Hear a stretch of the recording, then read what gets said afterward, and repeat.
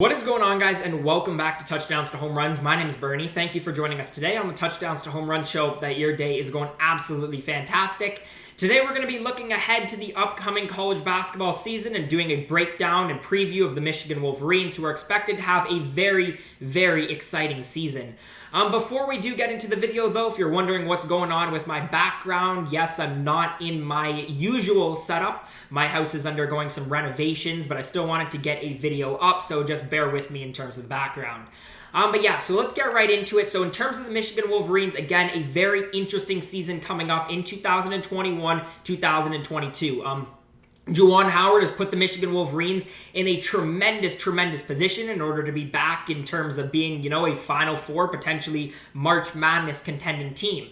We have the top recruiting class in 2021, highlighted by a couple of 5 stars, which we'll break down in just a bit. Also, the transfer of DeVante Jones, who will also break down, who's a tremendous mid-major player from last year. Even with all the excitement, though, the Wolverines do have quite a few questions to answer, though. The loss of Isaiah Livers is going to be huge in terms of production and leadership. But also, can the Wolverines replace some of the, more veteran transfer presences from last year? Chaundee Brown, Mike Smith, also losing Austin Davis. So a lot that the Wolverines have to cover this year. But let's get started with the depth chart. So at point guard, I have DeVante Jones, the transfer from Coastal Carolina, starting at point guard, backed up by Frankie Collins. Now, in terms of DeVante Jones, I actually did a video breakdown of his commitment. And, a really exciting player. Because we lose Mike Smith, who did a tremendous job filling in the shoes last year of Xavier Simpson, did a really good job of not only scoring, but being able to take a back seat, and I think he was one of the best playmaking point guards in terms of assists, and Michigan being able to facilitate the basketball really in all of college basketball. With DeVante Jones, though, you're getting the Sun Belt Player of the Year. And really one of the best mid-major players in terms of production, I think, over really the course of the past 2 years, in my opinion. Tremendous. He's a great scorer, but he's taken more of a backseat in terms of that. He's a much better playmaker than he was a couple of years ago, and I think he fits the Wolverine scheme just absolutely tremendously. It was a great pickup. And then obviously you got Frankie Collins, a recruit from this year, very highly sought out. Nothing wrong with him. I think he's a tremendous player and our point guard of the future. I just think in the Big Ten, where, you really need a good point guard, it's such a deep conference, really sort of driven on that leadership and veteran experience. So I think it's better to put the guy who has that college experience at point guard to start the year. But who knows, maybe at the end of the year or even towards, definitely in a couple of years, I think Frankie Collins is the guy for the Wolverines. Next up at shooting guard, of course, Eli Brooks. Michigan got the return of Eli Brooks, decided not to, try to move on to the next level, which really helps the Wolverines. Obviously, Eli Brooks, one of the only really returning veteran leaders on this team, averaged just under 10 points per game last year and just over 3 rebounds and 3 assists as well. He's a great three-point shooter, tremendous range. His playmaking has gotten better. He's also gotten better at driving to the basket. I think, he's going to definitely need to take a step up for the Wolverines. I expect him to be the minutes leader on the team, and rightfully so. He's a tremendous leader that goes on top of the talent and production that he gives the Wolverines on the court. In terms of Zeb Jackson, who I think is going to be backing up Eli Brooks, we saw a bit from him last year. He's tremendous. He's athletic, but I just don't think right now he fits into a starting role on the Wolverines roster. But again, I think he's a guy potentially when Eli Brooks, isn't on the Wolverines next year, that he's a guy who could potentially step up. Small forward is a very interesting position. A lot of people will say power forward is the most interesting position on this Wolverines team. I actually think it's small forward, and I'll explain why. First of all, I'm really excited about Caleb Houstan. He's a tremendous prospect. Let me find his ranking. 5-star, ranked number 7 in the class of 2021. He's a tremendous player. He's a great scorer as well. And obviously, this is going to be a big position, in my opinion, because you got to fill the shoes of Franz Wagner, declared for the NBA draft, and he's probably going to go sometime in the top 15. But with Franz Wagner, you got a great scorer, and you were getting a very tremendous hustle guy who could get you steals, blocks, and was great on the defensive side of the basketball. That being said, these are really big shoes to fill for a freshman.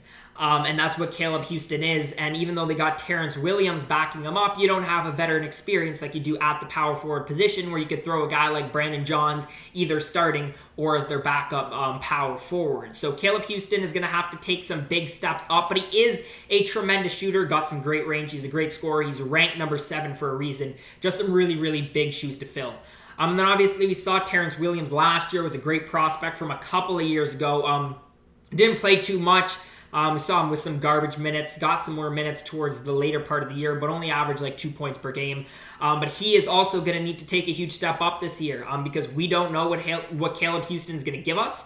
But also, you know, he's not going to be able to carry a ton of minutes, which means that at the small forward backup position, Terrance Williams is still going to have to give us a pretty good chunk as well.